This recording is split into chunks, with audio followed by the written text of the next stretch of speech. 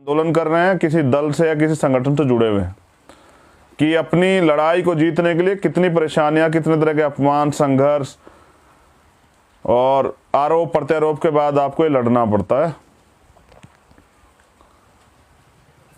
तो बहुत सारे लोग आज इस बात से सीख ले लेंगे और वो समझ लेंगे किस तरह से आंदोलन को बदनाम करने के लिए सत्ता में बैठे लोग जो है सरकारी मशीनरियों का दुरुपयोग करते हैं, निर्दोष लोगों पे लाठी चलवाते हैं, आंदोलन को बदनाम करने के लिए अपने लोग भेज के हिंसा करवा देते हैं और इसके आरोप जो हैं जो लोग आंदोलन कर रहे हैं उनको झेलने पड़ते हैं।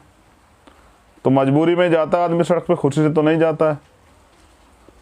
अब मैं एक नाम ले रहा था आपके सामने, अभी बजट पेश हुआ और बजट में पहले बात तो SC ST OBC के लिए तो कुछ नहीं है, क्योंकि बजट जो है वो कागजों में है, वो धरातल पे नहीं है। धरातल पे जब वो आएगा, धरातल पे उस पर काम होगा, आपको पता लग जाए। पहले भी पिछले साल का जो बजट था 2020 का, उसमें बहुत तमाम तरह के वादे हुए थे, वो वादे आज तक धरातल पे नहीं आए हैं।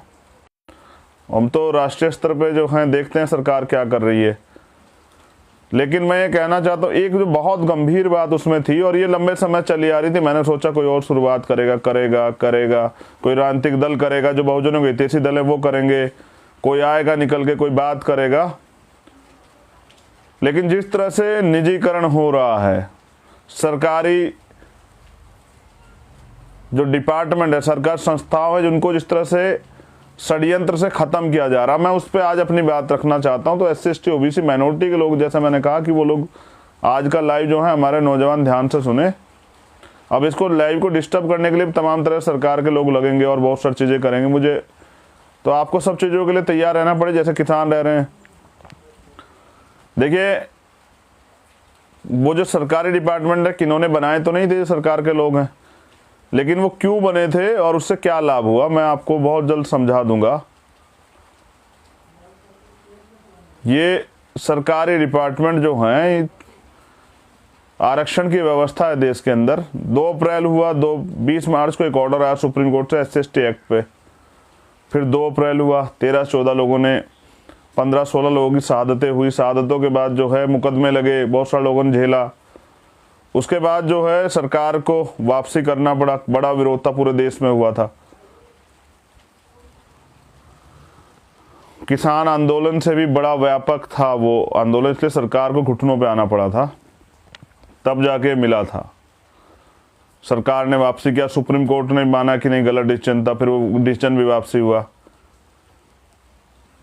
अब ये जो सरकारी संस्थाएं हैं, जब 2 अप्रैल के बाद सीधा सरकार को समझ में आ गया, RSS और BJP के लोगों, इनसे सीधा नहीं लड़ा जा सकता है। ये अपने अधिकारों के लिए ये तैयार हो चुके हैं। बाबा साहब अम्बेडकर अपने महापुरुषों को पढ़ के तैयार हो चुके हैं, सड़कों पे आ जाएंगे। तो इसलिए सीधा हमला ना करके अब सारे सरकारी डिपार्टमेंट को धीरे धीरे करके प्राइवेट किया जा रहा है। अभी कहा गया कि हम लोग बैंक प्राइवेट करेंगे, LIC, जो तमाम जो इंश्योरेंस से जुड़े सेक्टर उनको प्राइवेट करेंगे, रेलवे को प्राइवेट करेंगे।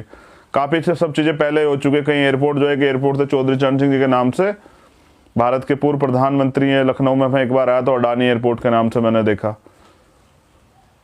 मैं बात आपसे इसलिए कह रहा हूं कि बाबू जगजीवन राम जो हैं, उन्होंने बहुत नौकरियां देने का काम जो है शेड्यूल कास्ट के लोगों को किया। और जो आज के नौजवान हैं वो जान लें और पता कर लें कितनी नौकरियां जो है बाबू जगजीवन राम ने दी। और नौकरियों से क्या परिवर्तन होता है ये चंद्रशेखर आज़ाद से पूछे, मैं बताता हूं आपको। मेरे पिताजी जो हैं, मेरे पिताजी और उनके भाई जो हैं, वो 5 भाई हैं।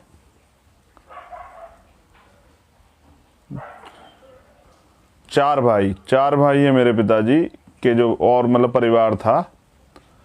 तो मेरे बड़े वाले ताऊजी जो हैं वो आर्मी में थे, आर्मी से रिटायर हुए वो। दूसरे वाले जो ताऊजी थे वो देहरादून में, वहाँ से जो है वो सिटी एयरफोर्स से रिटायर हुए। तीसरे नंबर पे मेरे पिताजी थे जो टीचर थे, टीचर से रिटायर हुए। चौथे नंबर पे मेरे चाचा हैं जो गांव में हैं। देखिए, मैं लाइव के चक्कर में कंफ्यूज हो गया। 5 ही वो हैं मेरे परिवार, मेरे ताऊजी और मेरे पिताजी को लगा 5 भाई थे। जो सबसे बड़े वाले वो गांव में रहते थे, उनसे छोटे वाले जो है वो आर्मी में गए। तीसरे नंबर के जो हैं वो देहरादून में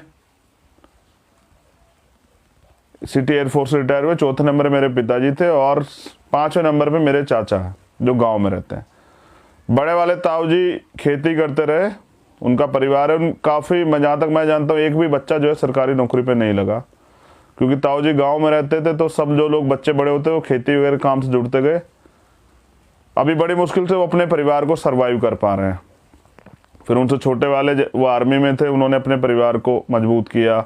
जो देहरादून चले गए थे ताऊ जी, जो सिटी एयरफोर्स में थे, उनके 2 बेटे हैं, 1 बेटी है। एक भैया जो हैं वो वेल सेटल्ड हैं, वो देहरादून में एक अच्छे पद पे है। उनके छोटे वाले जो उनसे जो छोटे हमारे भैया हैं वो अमेरिका में हैं, वो इंजीनियर हैं। सिस्टर हमारी वहीं पे जो है वो वही देहरादून में है। उसके बाद हमारे पिताजी थे। हम 6 भाई बहन हैं, हमें 6 भाई बहन को हमारे पिताजी ने पढ़ाया। खेती करते शायद ना पढ़ा पाते, लेकिन वो सरकारी जॉब में थे तो उन्होंने हमें पढ़ाया, वो पढ़ाई की वैल्यू को समझते थे। और जब उन्होंने पढ़ाया तो हम लोगों के जीवन में बड़ा बदलाव हुआ। उन्होंने हम पे मेहनत की, पढ़ाया, तो क्योंकि उन पे वो सरकारी जॉब में थे तो एक अच्छा जो है अर्निंग उन पे थी, तो हमारे जीवन में बदलाव हुआ, हमें मौका मिला। उसकी बदौलत आज चंद्रशेखर है, क्योंकि काला अक्षर भैंस बराबर नहीं पढ़ते तो जान ही नहीं पाते। बाबा साहब ने जो रास्ता दिखाया था उस पर नहीं चल पाते तो कुछ कर ही नहीं पाते। फिर जो हमारे जो चाचा है वो गांव में रहते हैं, वो जॉब में नहीं गए, वो गांव में खेती करते थे। उनके बेटे कोई जॉब में नहीं है, वो सब अपना छोटा मोटा कोई काम करते हैं। धीरे धीरे वो परिवार मेहनत मजदूरी करके सर्वाइव कर रहा है। तो अगर मुझे औरों से अलग मुझे ऐसा लगता है, अगर मेरे पिताजी जॉब में नहीं होते तो शायद मैं वकालत की पढ़ाई ना कर पाता और शायद मैं आज आप लोगों के सामने ना होता। तो परिवर्तन होता है सरकारी नौकरी से बड़ा।